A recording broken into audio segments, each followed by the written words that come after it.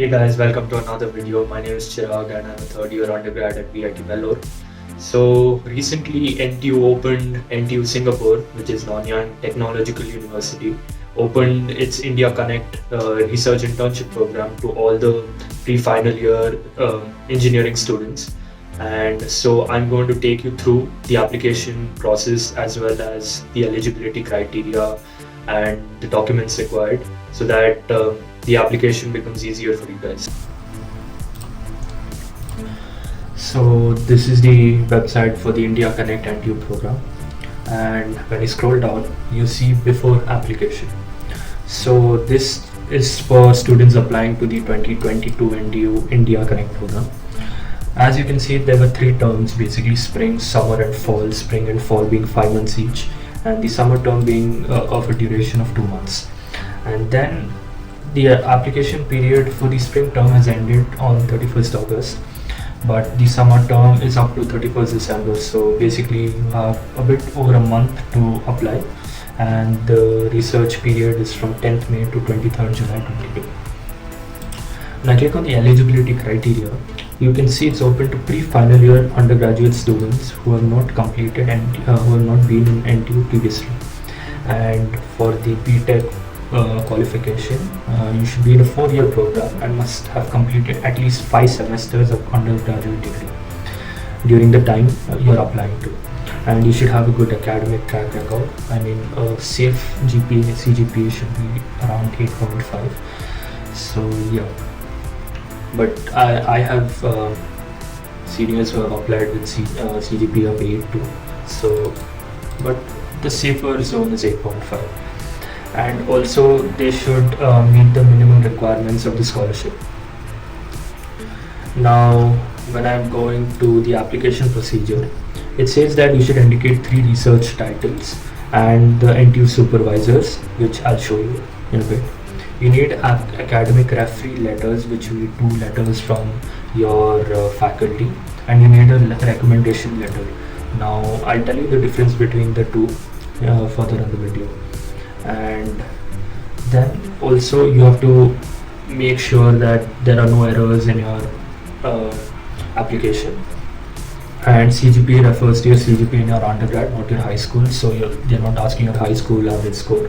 They're asking your CGPA up to your 5th semester, or if you have completed the 3rd year, your 3rd year CGPA. And keep a track of your application number because you might need it in while filling the application. It says please use Internet Explorer, but I have used Google Chrome, so yeah. And the last thing is notes for international students. Basically it tells you about immigration, accommodation, emergency outlines and insurance. So it's basically the pre-departure guide for you after you have received an offer letter from NTU. Now while filling the online application form, you can see that they ask you about home university, personal university, academic qualification, mode of study, employment, any other additional info, emergency contact, your attachments and declaration. Now you have 3 choices here, as I said, and choice 1 being the first preference, followed by choice 2 and 3. And the research title here, there are a ton of research titles you can choose. So let's say I choose one research title called Bio-Inspired Camera for IoT. Now you can see that the name of school comes here, which is the Electrical and Electronic Engineer, and the NTU supervisor is Associate Professor Arindam Basu. So you can choose 3 choices, and it need not be from the same school you're in. So basically if you're in a school of electrical engineering or in the electrical background, you don't need to choose only electrical. You can choose mechanical, computer science, anything. But you should ensure that your resume or CV has those skills for the project. And now when I go to attachment, you can see the first thing they require is a passport size photo, a digital passport size photo, but you also need a passport photo to stick it on the checklist, which I'm going to tell you about. And it says it should be about 100 KB with a 35 by 45 mm without border. So keep in mind without border, and taken within the last 3 months. So it should be a recent photo. And also the facial image was between 25 and 35 from chin to crown. Okay, and you should have a colored photograph with a plain background, and a plain white background is underlined, so no other background is accepted. The second thing is transcripts, which should be in a PDF format less than 600 kilobytes and should be in English. And a transcript basically gives you the grades that you have obtained every semester, and I've uploaded mine right there. And if you're a postgraduate student, then you can attach a bachelor's degree, your bachelor's degree, and if you're a master's student, you can attach your GATE score. And then talking about passport, you have to attach your image file, which is basically a JPEG format file of your passport, the first page of your passport, and you should also ensure that you have 6 months validity from the start of your exchange in NTU. So basically, if the NTU starts from 10th May 22, you should have it valid up to November 10th 22, because it says 6 months valid from the start of your exchange. And then you have to attach your passport here. The next thing, attach your curriculum vitae, which is again in a PDF format less than 600 kilobytes. I have attached my resume. You can also attach your resume, it need not be a CV. Other documents, which is like additional documents, can be any awards you have won nationally or internationally. You can attach those here. Now coming to the checklist where I told you would require a passport photo. When I click on the checklist, it takes you a page like this. So basically here you have to attach, you have to take on your program. Now you might observe that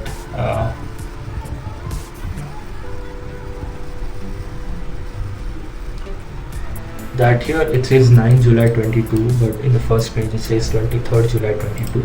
So you can basically just scratch that 23rd and just put a tick mark. Insert your photograph here, white background, no border, your application number, which is required, applicant's name, home university, CGPA, and then which year of BTech you are in, your research supervisor's name. So basically these choices which you have marked here, you have to fill it right here. Your any past internships if you have done, your any other awards or scholarships you have gotten, your signature and date. Once you have taken a printout, filled the form, attached the photo, scan it, go back to the attachment and choose the file and upload it in a PDF format. Now talking about academic referee letters and the recommendation letter. So here I'm going to say you that the recommendation letter is not the letter of recommendation.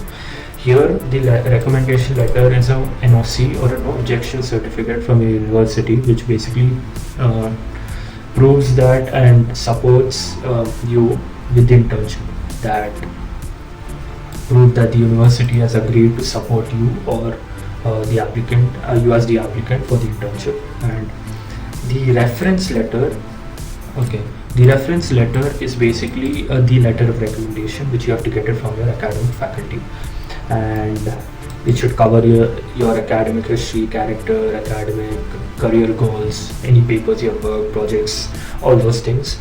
And you should make sure that the academic referee letter written by the faculty is very detailed and explains highlights every academic or career goals or projects properly, because the letter of recommendation boosts your profile by 10 times. So once you're done attaching all your documents, filled all these information, you have to declare that you have gone through everything, filled everything, and then you will submit the application. So yeah, that's all for the internship. I hope you guys enjoyed the video. If you did, please hit the like button, and if you're new, subscribe to the channel, and I'll be back with another video soon. Bye.